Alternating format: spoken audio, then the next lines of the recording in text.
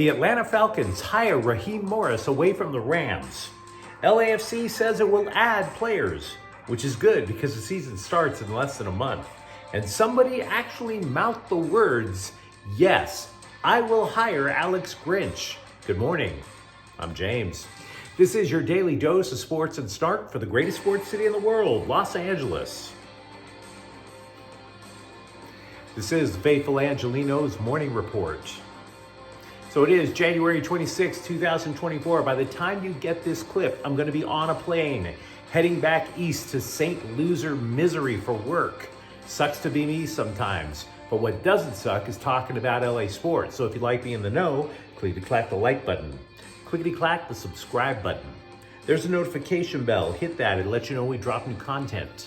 Sharing is caring. Let people know we exist. By all means, comment, because I do look forward to hearing from you guys. Try to get back as well. Now, before we go through the news and notes to look at the scoreboard, the Lakers are back at 500 after defeating the Chicago Bulls 141-132. D'Angelo Russell continued his streak of high-scoring games with another 29 points. Meanwhile, today, the Clippers are at Toronto at 4:30. And, oh, by the way, the Kings, who have lost 12 of their last 14 games. They have a tough task tonight. They're in Colorado at 6. But what do you say we get to the news? The Rams need a new defensive coordinator. Raheem Morris, in a bit of an upset, did in fact land a head coaching gig. Where is actually the upset? Atlanta, which allegedly had Bill Belichick as its number one option, and oh, by the way, used to have Morris as an interim head coach back in 2020.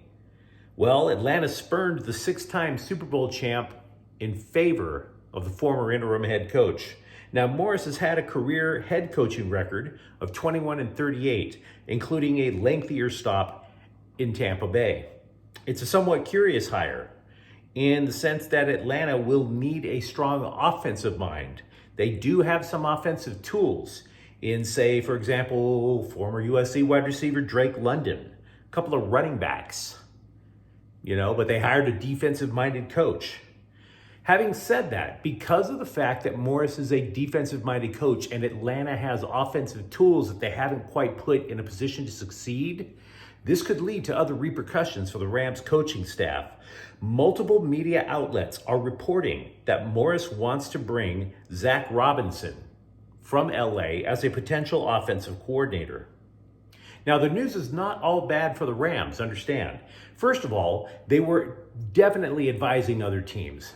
We really like Raheem Morris. We would like him to get another head coaching opportunity. So losing Morris, while it stings, if the Rams are pushing for it, that means that they probably have a plan B.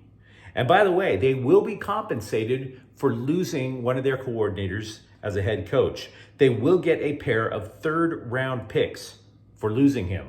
One third-round pick will be this year. The other third-round pick comes next.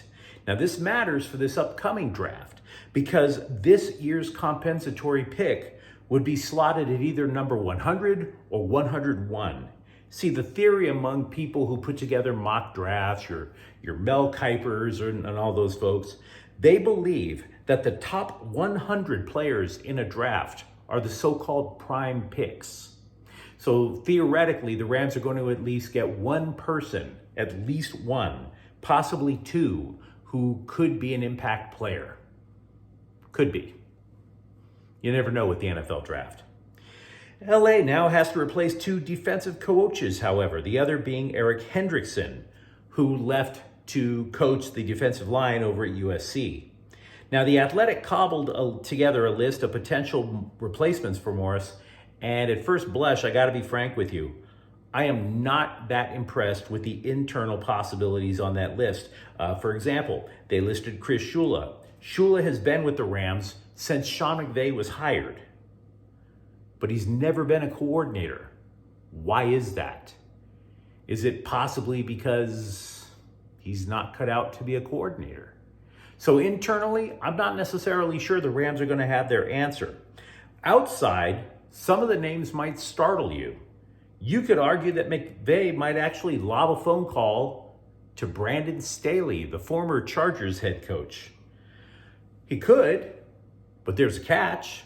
When Staley coached the Rams, recall, the defensive personnel was basically handed to him on a silver platter. Those players, the vast majority of them, aren't on the roster anymore.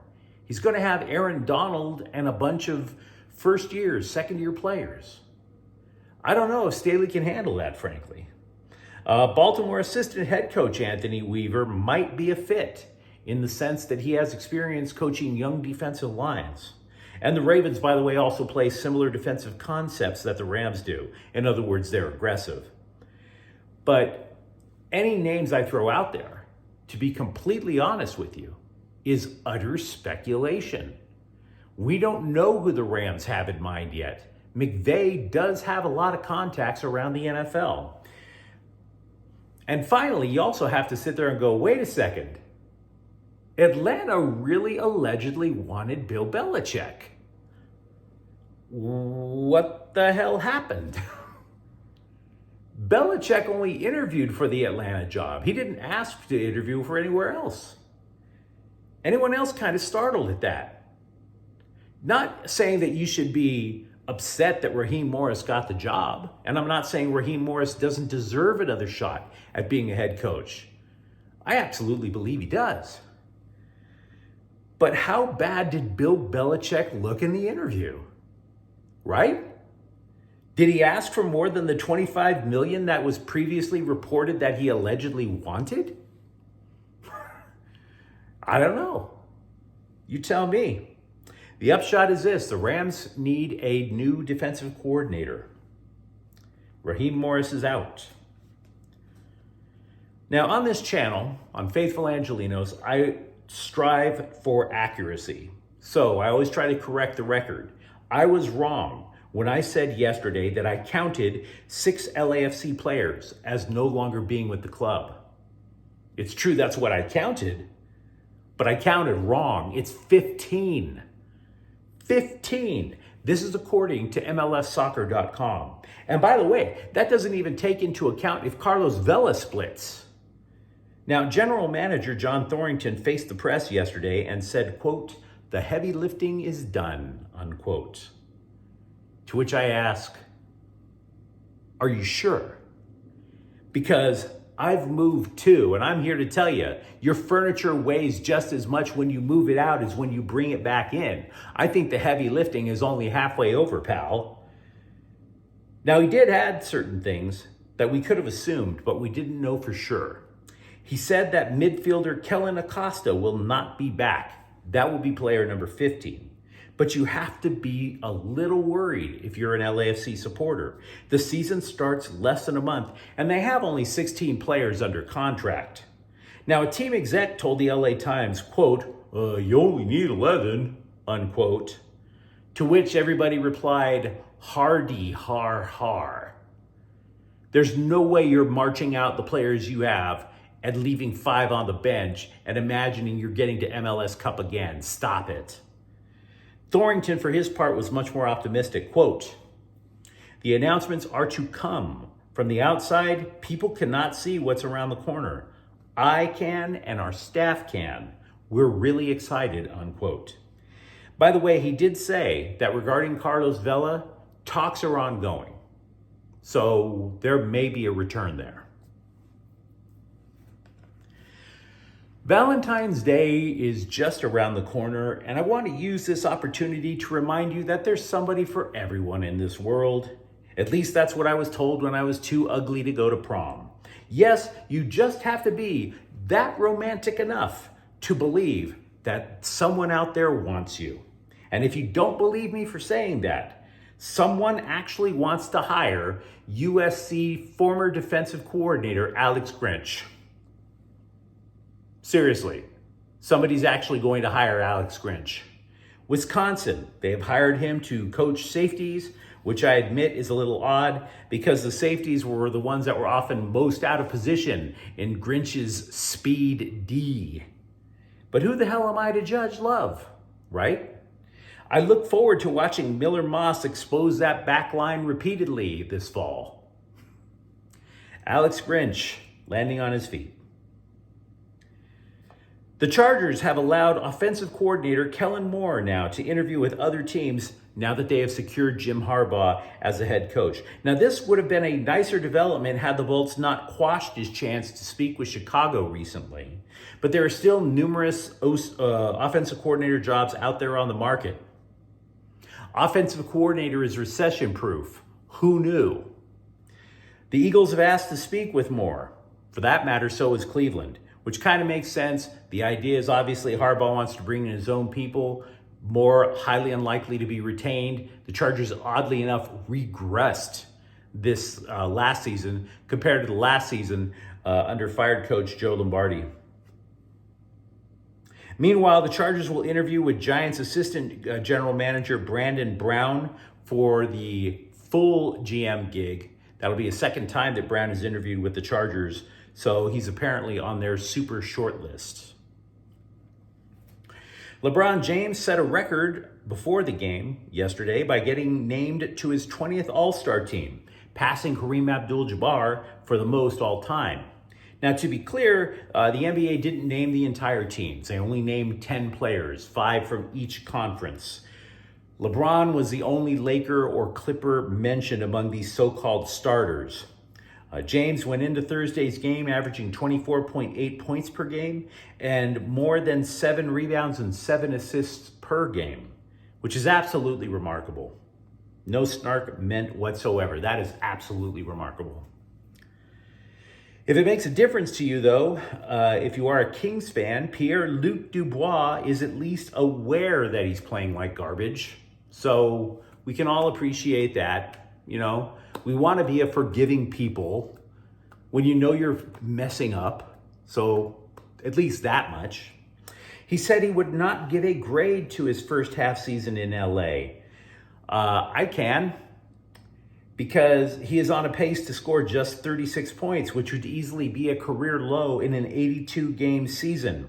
And oh, by the way, when the Kings coughed up that lead to Buffalo 2 nights ago, Dubois played a season-low 11 minutes. And he was the centerpiece of the Kings' entire offseason. So yeah, I think he kind of knows what his grade is. He also added, quote, "I think I have to be a difference maker. There's no doubt about that. It's my job to find what I need to do and can do to be a difference maker within the role that I'm given, with the circumstances of everything," unquote, which he told to The Athletic. As you know, I often keep a whiteboard of idiotic scribe rumors for trades regarding both, or free agency regarding both the Dodgers and the Lakers.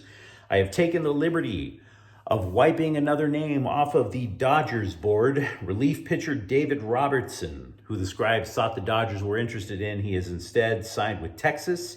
He has spent 15 major league seasons, mostly as a closer and setup guy with 8 teams. Now, the Rangers have a closer, so he's probably working the 8th, to which we can all say, big whoop. And by the way, keeping tabs on the Dodger idiot rumor board, the scribes listed 42 players that they swore the Dodgers were interested in. They were still only hitting on 6 of the 42 names and missed out on 16. There are 20 names left on the list. UCLA basketball coach Mick Cronin is no longer suggesting his players are idiots. So baby steps, we can all approve. There's a little bit more optimism in Westwood lately, but he is still questioning the focus of sophomore center Adam Bona. Quote, "His aggressiveness and his intensity are never in question, but dialing back at the right time is obviously the learning curve for him that he's still got to overcome," unquote. I think I know what that means, but if I'm being honest with you, I don't think I know what that means. I think I'm going to have to take some hallucinogens on the way to the airport to figure that quote out myself, but who am I? But you let me know what you think in the comments thread. What do the Rams do in terms of defensive coordinator? Do you have a guy that you'd like to introduce to Sean McVay? What is LAFC going to do, seeing as how they pretty much can barely field half of a roster right now? And if you enjoy the content, don't forget to subscribe to Faithful Angelenos. We're talking LA sports every single day here. Thank you for watching. I'm James. We'll be back tomorrow. Faithful Angelenos is a Kian Cortel Queso production. Take care.